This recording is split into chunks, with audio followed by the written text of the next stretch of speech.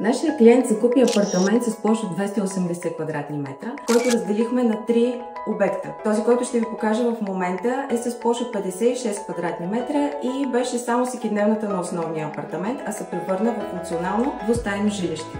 Това е всекидневната и тук беше много важно да облаготворим всяко едно пространство. Така че заложихме на голяма кухня с допълнително място за съхранение. Тази акцентна стена е по мой проект и използвах акрилни бои, за да я нарисувам. Идеята тук беше да включа топли нотки, които да са в контраст с останалата част на жилището, същевременно да подчертая височината на помещението и да обособя този кът за хранене.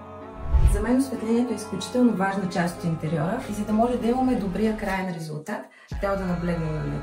Имаме LED лента, която подчертава фризовете по стената, основно осветително тяло, както и лунички, които са функционални и ни помагат да осветим гардероба. Това е банята на жилището, тя е в светли цветове и отново добавихме зелена стена за акцент.